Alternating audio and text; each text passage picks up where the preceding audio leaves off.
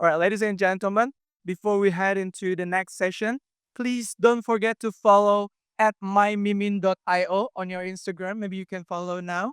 And also at convection.ai. All right, at mymimin.io and at convection.ai. All right, now you can open your Instagram. All right, and then follow and see what's the next event. Maybe we will come to Malaysia again, or you can come to Jakarta in September. Again, thank you so much, Mr. Richard Im. That was very nice presentation. Yes, there's no best practice for AI yet, but the most important thing is the map, the journey map that we have to do. And then it's not about the technology, but it's about the organizational change. All right. Now that we've seen how AI is transforming data into strategy, let's move to where the customer truly feels it. It's the retail experience. In today's fast moving world, customers expect more than just products. They want seamless interactions, personalized journeys, and brands that understand them even before they ask. But what does it really take to create experiences that are not just smart and seamless? It's beyond that, but sticky enough to win long lasting loyalty. This is very important keyword, loyalty. All right, to get us through this conversation, we have someone who spent more than a decade helping top brands like Microsoft, Visa, and Porsche transform how they connect with their customers. With a passion for digital innovation and customer first strategies, he now leads MBTY, a digital consultancy helping businesses turn challenges into opportunities. Without further ado, please welcome Mr. Andrew Anderson, the CEO of MBTY.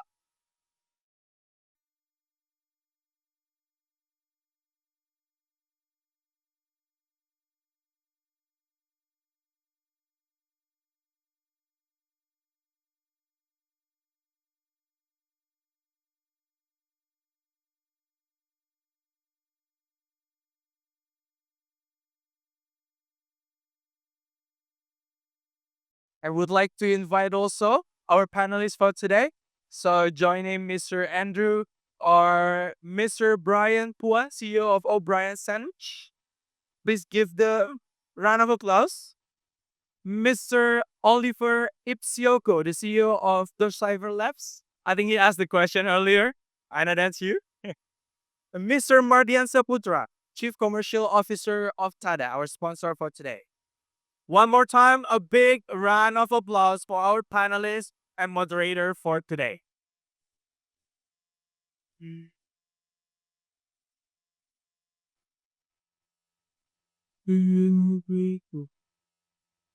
Sorry. Thank you.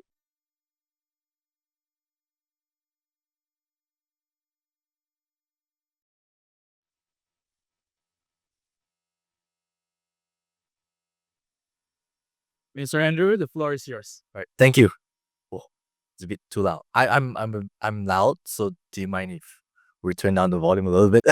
Uh, oh, okay. Yeah, softer, softer. Check, check. Gentle. Yeah, check, check. Can everybody hear me? Yeah? Back? Good. Awesome. Thank you. So without further ado, my name is Andrew, and I'll be the moderator for today. And I was told by the organizer to be a bit more casual, so take it easy. So thank you all for being here today. Good morning. And I think what we want to discuss today and amplifying what Richard mentioned earlier was change, right? So my first question to the panelists, oh, sorry, maybe the panelists can introduce yourself to the audience. You want to start with Brian? Let me go down. Um, okay. A very good morning for everyone. Brian here from O'Brien's Irish Sandwich Cafe. Was running a cafe, the cafe for 23 years coming this year. So great to be here, and thank you for the opportunity being given by Mimi as well as by you. Thank you. Hi everyone. Good morning. So my name is Oliver Ipshoko. You can call me Ollie. So I am the founder and CEO of Decipher Labs, a startup based in the Philippines that is an AI-driven digital transformation business specializing in training and consulting.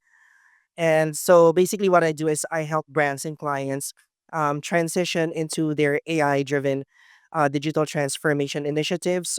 For example, clients who actually wanted to let's say, have their teams adapt into their AI driven workflows. Those are some of the things that I've been doing in the Philippines. Morning, everyone.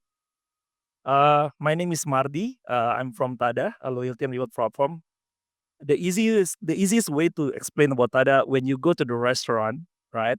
When you go to the cafe, when you go to the any merchant, and then when you get the points, those points calculated based on the amount, the product that you purchase, and everything. That's us. That's Tada. We're the one who calculating the points, integrating into various of systems, starting from the POS, ERP, and others. That's number one. Number two, when you receive an email, WhatsApp, SMS, push notification campaign that you may find different one to another, those data is processed by Tada. So it's a personalized campaign that being sent by the brand to you as a customer, right? And lastly, when you have sufficient points in your apps, in your web, or in the WhatsApp these days, and then you may find a different recommendation of your redemption items that also by Tada, right? AI. So that's the easiest way to explain about Tada. When you eat, you get the points, right? When you receive a message on offer from the brand, those data processed by Tada. And lastly, when you react to redeem your points, it may different one to another. The personalization also managed by Tada. That's all. Thank you, guys. Okay, so without any delay, first question to the panelists, we'll go down this route. Okay, is what is your advice to change? This is hopping on to what Richard mentioned earlier. There are people who are resistant to change, right? So, what would your advice be? Oh, a very tough question. Okay, but I think to simplify answer is either you are embrace the change or you are forced to change. So that how I will advise. So of course, if you are uh seeing what's the benefiting for changing, uh, I think that will give a motivation for us to take a step forwards. So yeah. All right, thank you. How about you? Yeah, thank you so much. So, I know this is actually like a tough conversation that for me basically it's one of the challenges that organizations are experiencing is how they can actually manage the change. So, if I am actually the one who actually manage that organization or that team, the first thing that I need to make sure is to have my team fully understand or clearly communicate those changes why these are happening. Let's say, for example, I'm running a contact center operation. So I'm communicating with my leadership team why we need to implement conversational AI chatbots on our customer service. So I have to clearly make them understand that one of those reasons why we are implementing those changes is because of cost efficiency and at the same time leveraging AI capabilities. So those are some of the examples. So that one thing that I can advise is to like have a conversation with your teams and explain to them why these changes are happening. And of course, we need to make sure that to get their thoughts, how they feel. It's not just a one-way conversation. It has to be a two-way conversation. That's what I can advise with that question. Okay. Casual, right? So let's stand a bit. So I take a picture from Richard's presentations. Again, I do not have any advice for all of you guys. You're more the expert than me. So some clients that I met, they said strategy, data silo, resistance, talent shortage, right? Cost integration with the legacy system and unrealistic expectation. That the notes from Richard, and I agree with all of that, right? So it's not an advice, it's more into when you do a digital transformation or AI implementation. For me, I'm a commercial guy, right? The thing that I look at whether if I'm not doing this digital transformation, if I'm not doing this AI, whether my revenue will be increased or decrease. That's my first considerations. And any commercial, any business in this room, right, should be agree with this. If you think your digital transformation is not increasing your revenue, don't do it. Don't do it. If it is manual still work because of the cost and everything, you can keep it. There is no rules. It's not mandatory to do a digital transformation if it doesn't bring a revenue impact to your company. That's number one. Number two is actually from my enemies of commercial, like operations, product, engineering, and everything. The intention of digital transformation AI is actually whether it increase the productivity. If your manual work is not increasing your productivity, you should leave it. Change immediately. Do the transformation, implement the AI. I speak with ACOM, how they do the voice AI agent, very amazing. It can be done in 40 languages, if I'm not mistaken, from this conversation early this morning, right? Yeah. So if it increase your productivity, you should do it. And last thing is actually whether that transformation or AI implementation actually reduce the complexity of your operations. If it's not, don't do it. But if you can reduce the complexity, then a less error will happen, right? Human error definitely, right? So these three mantra that I believe is not coming from me. That actually I heard from so many seminar, even and summit. Any transformation of digital, any AI implementation should look into these three factors. One, increase the revenue, increase the productivity, and make your operation team less complex. That's all. All right, thanks, guys. Okay, so to guide the conversation as we go further, is looking at the consumer journey to map it out. So in this conversation, we're gonna do the same thing, where we're gonna talk about the discovery first, right? Then we go into the decision making and the delivery, and last will be the loyalty, right? So with that said, first step is about discovering and personalizing this customer journey to specific segments. So I want to ask this question to Oliver. So AI needs to thrive with data, right? And how are you seeing AI change how customers discover brands from the first step and all the way down to introducing them the product, how to use the product, and then buying the product? Yeah. Actually, that's a very good question. So I understand that there are actually certain areas that we need to map. So can you clarify the question again? Well, let's just start from the starting point. Like, how do AI help customers find that right product that fits their need? Okay, so first thing there, especially when it comes to maximizing then in retail and then also with in terms of understanding what customers need. So for example, like we need to understand and make sure that yeah, yeah, thank you so much. Okay, sorry, can you hear me? Okay, so on the retail perspective, so we need to understand what type of AI technology we're going to use. As an organization, there are tons of AI tools. There's a lot of it. So of course, we need to understand what verticals or what industries do we deal. Let's say, for example, on retail. Let's say on let's imagine like we're actually dealing with Lazada or Shopee or on any other e-commerce platform. So we need to understand customer behavior first. So how did they shop? And then at the same time, what type of brands or any like any services that customers prefer or the market. Let's say, for example, here in Southeast Asia, I know that some of us are shopping with Amazon, but Lazada and Shopee are actually the norm, and sometimes even Shane. And then on the other hand, once we already have those necessary inputs like the data, the customer behavior, the next thing that we need to do is to basically to understand what are the next step we're going to use. Are we going to use this type of AI technology? Let's say, are we going to use voice AI? Or let's say, are we going to start with conversational AI using chatbots like to personalize customer intent? Let's say, just to give an example, who among you does actually contact customer support via chat?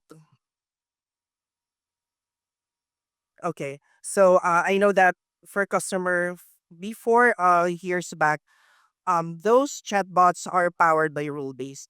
But right now, as AI is getting more smarter because of the data itself, so AI has the capability to personalize those suggestions for customers. Let's say I buy luxury items, let's say Louis Vuitton, or let's say any other or like Hermes. So what AI can do is basically to help personalize those data based on suggestions from customer data or intent. And then the next thing is, of course, to us to gather data or have like a post survey from those customers on how their experiences when it comes to experiencing AI in terms of retail.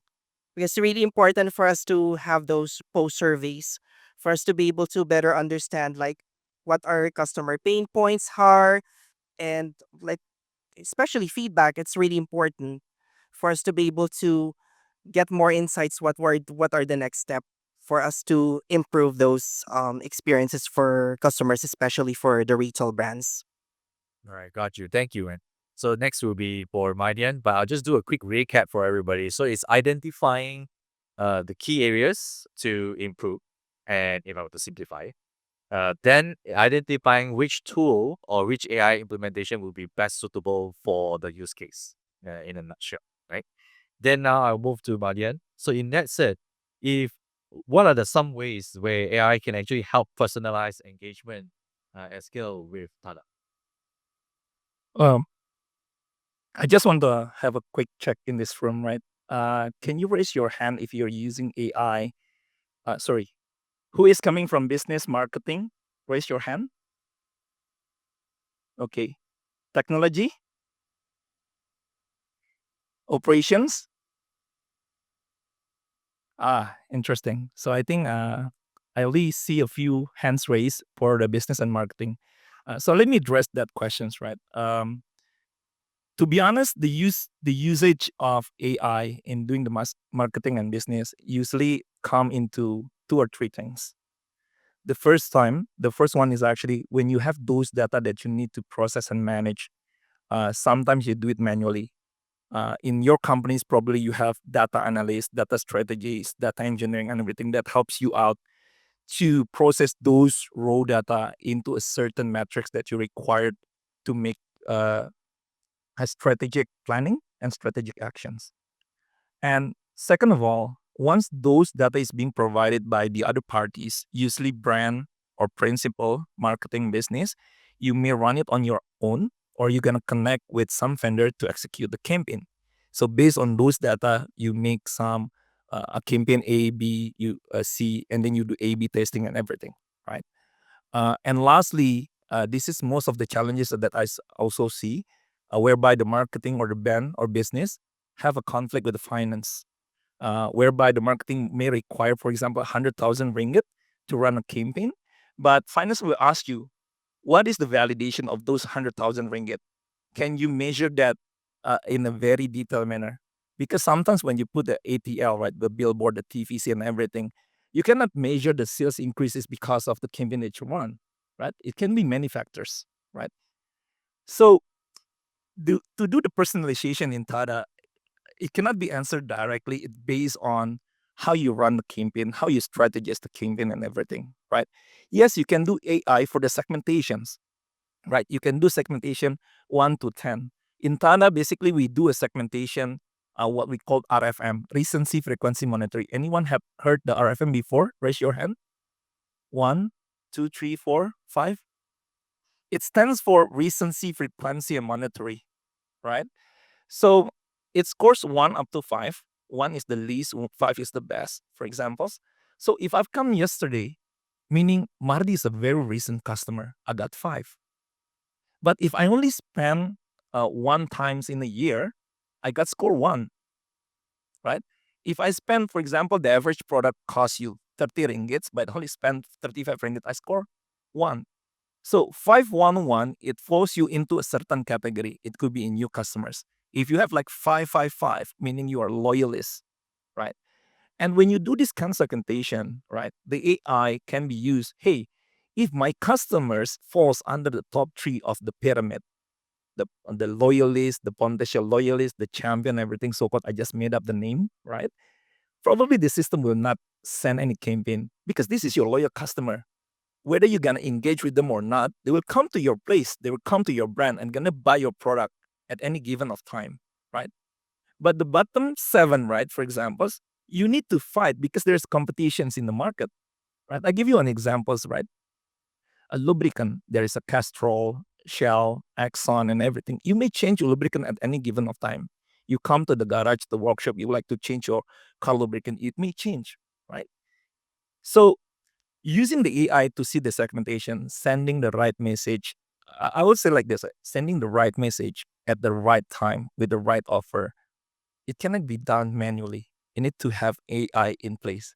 If you only have 10 customers, don't use AI. Hire a person, intern, whatever it is, you can run. You have 100, you can still hire a person. But if you say to me, Mardi, I have 1 million base of customers, you cannot use people. You need system to do it. You need AI to do it, right? So the personalization is always moving, it's always changing. It cannot be static. If you talk to me today, 15th of May, right? Probably in the 15th December, your database will change, right? Your database will change. It will evolve. That's one aspect, right? If your business in the offline only, probably easier, but it may have a complexity when your business appears in online and offline.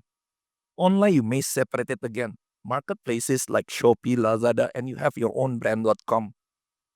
And then you may have a customer that very loyal into the online platform. There is a customer, probably like me, very conservative. I always come to the offline. I buy my shirt, jacket, blazer. I never buy online. I need to feel it. I need to see it, the color, the lighting, and everything. That matters for me. But as a business, you want all your customer whenever they have touched these all touch points, online or offline, you are able to personalize the message. Probably if Mardi buy offline a lot, 100% offline, you want Mardi to experience the online journey. You may send me a message, right? Email, SMS, WhatsApp. Hi Mardi, thank you for shopping in our Mid Valley outlets. However, we have a new product release and you're one of the key customer that you like to experience this product. However, it only appears in blah blah blah.com, right? So Marty that never been to the online when received the message, right? Whether Marty will intrigue to go to the website and experience the journey on the business itself. So that's how you're gonna use the personalization AI. For me, I think there's a phrase, right? It's not about the gun, but it's the man behind the gun, right? You may find 1,000 tools of AI and everything. The key is, I think I agree with Richard a lot, right? The mindset, the people, the talent of the shortage. It's only a tools, but how you strategize the business, how you do the personalization, it will come down into the people, the analytics, the knowledge, the insight, and everything. And then you will collaborate with your operation engineering department to select which tool that can enable your aspirations. All right, got you. Thank you. So I'll move a bit because they say 5 minutes. So I'll move back to Brian. So after hearing how you actually do consolidation, identifying what kind of AI tools to implement and how to personalize and then deploy. So then from a retail experience, how have AI actually helped you to enhance your retail experience for your customers when it comes to their journey in your retail store? Um, I think just now the gentleman had really bring out a very good point, as well as how from deploy start and customer experience. And on our end here, actually, we are starting now to I would say to building this database. Okay, building up this database, as everyone I believe also knowing that it is going to be take time, especially if you would like to understanding the customer and how the customer like to be served or to be sending the message. This is definitely take time, but a lot of um I mean in current stage, there will be also someone been sharing that maybe Google or some of the platform that know ourselves is better, because I think there have been a study and understanding how our behavior.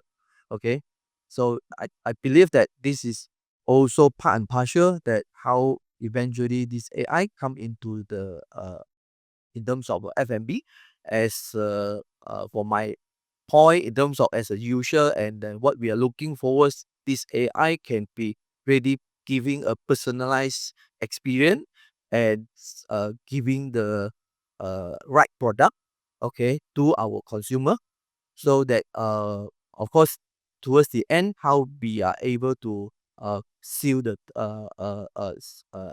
deal and giving and making a customer repeating. For now, I uh what we are doing is very manually. Of course, is from a menu we would like to convert to the online or AI.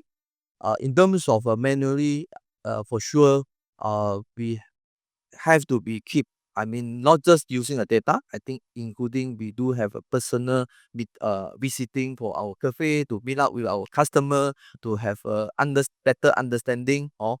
But uh, after having a AI, I think AI is just an tools with a bigger data that for us to make a decision to, I would say, to cater for bigger group. But if we want to find a niche market or opportunity, I think somehow we will still may need to be drill in to a more personalized and also have engagement, and eventually how we can communicating with the customer, and lastly convert them become our lifetime customer. For example, just now when he receive a email, okay, but how to make sure or encourage him to be go for the e-platform to purchase. I think with the data that understanding what is will be interesting him, that incorporate with the email, that it will be giving a motivation for the customer to take a further step. So on as an end user, for sure, what we are look forward is like how we can create a better experience for our customers. Yeah, and eventually we can solve our customer problem. Yeah. Thank you. So, one more follow-up question. One more follow-up question. So can you share an example for us when you started this journey? Uh, what is the desired outcome that you wanted to achieve for your customers? Well, we are definitely looking forward is uh I mean how we can really take care of our customer. uh I think in terms of for us in terms of their health, okay, how they want to be, they can be have better understanding, okay, by uh in terms of the what are the food that they are consume, what kind of the nutrition, and eventually how everyone can live in a better quality life. Got you. Thank you. Thank you so much. That's very interesting. So I'll just do a quick wrap up. Uh, right. So I'll just Yes, you got time, and then we can have one question as well from. okay. Yes, before you shoot me away, so I just No, no, no. I will not. I will not. okay. So in this topic is very insightful. Thank you so much, Jonathan. And I will just summarize by saying that in this entire journey, first step is still about consolidating all of the data, but still very focused on a single objective. So from O'Brien's use case is we want to further advocate about healthy eating, right? Healthy eating. Yeah. Nutrition. Balanced lifestyle, yeah. I was introduced to O'Brien to eat healthily as well many years ago. Yeah, I was not eating healthily. So, uh, looking at just focusing on that point, we can actually start the journey of implementing what kind of data do we want to target based on Oliver, right? Then what kind of AI tool do we want to implement to assist with that journey? Then of course, then to the personalization, informing the customers what we actually have to offer, all the way down to the experience and bring them over to the retail store. Then they can come back and experience the new upgraded experience, right? So without further ado, I'll hand back to MC. Thank you. All right. Let's give them a warm round of applause. Please stay on stage.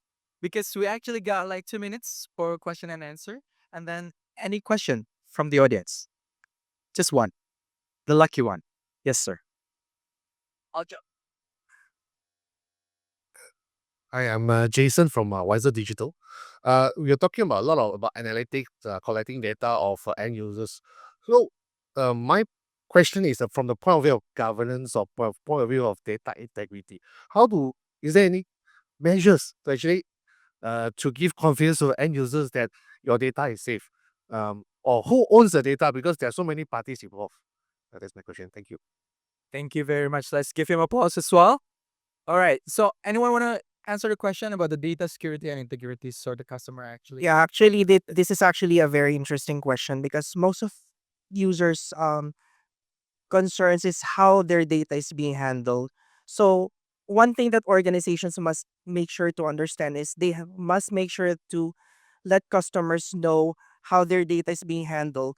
So, if you will notice on some websites, you will notice some privacy disclaimers. So, you have to make sure those privacy disclaimers are available for users so they have better understanding on how their data is used.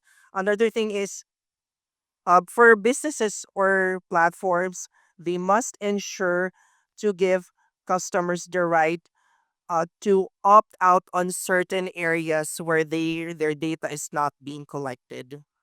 So, for example, I just want my data to be used for a specific area, but not for any marketing purposes because there are some customers that, especially for customers, American customers, they're very particular with their data. So they easily get pissed off when their data is not being handled properly. So first two key points is we need to make sure that we have those privacy disclaimers. It should be very clear and it should be compliant based on whatever government regulations you are complying with. Second is you need to make sure to give customers the opportunity to understand how their data will be used and have the option for them to opt out if necessary. That's all. Very well said. Thank you, Mr. Oliver. Anyone want to add that, Mr. Brian or Marty? Yeah. In the data privacy, actually, there's two terms: data owner and data processing. Let me state this very clearly. When you engage with any partners, vendors, brand should be the data owner. Vendors never own the data. Vendor partner will help you to process the data. That's the rules, right?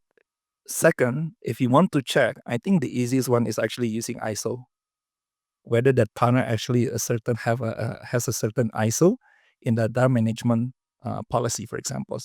So those two things are actually quite basic indications, right? Don't get mixed up between data owner and processor. If someone or any vendor using your data, they breach the GDPR, PDPA, any regulation in every country related to those data privacy. Very well said. Mr. Brian, do you want to add something or it's enough? Okay. One more time, let's give them a round of applause and please remain on stage. We would like to invite Mr. Joseph Simbar to give a token of appreciation for all the panelists and moderator, please.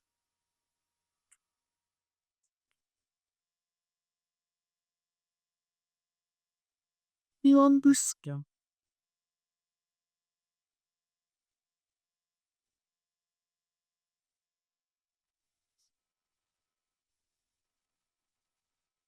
We make everyone send yeah, this. I got it last year. Let's go.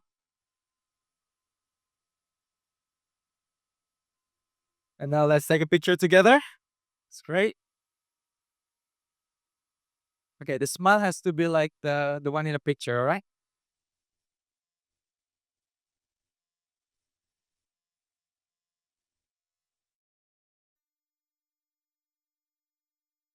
One more time. Thank you so much, Mr. Joseph, Mr. Andrew, Mr. Brian, Mr. Oliver, and Mr. Marty Ansar. All right, ladies and gentlemen, thank you again for being here with us. And thank you for all panelists and moderator for very energizing discussion. Together, we saw actually how AI enabled retail journey, creating a smart, seamless, and sticky journey. Okay,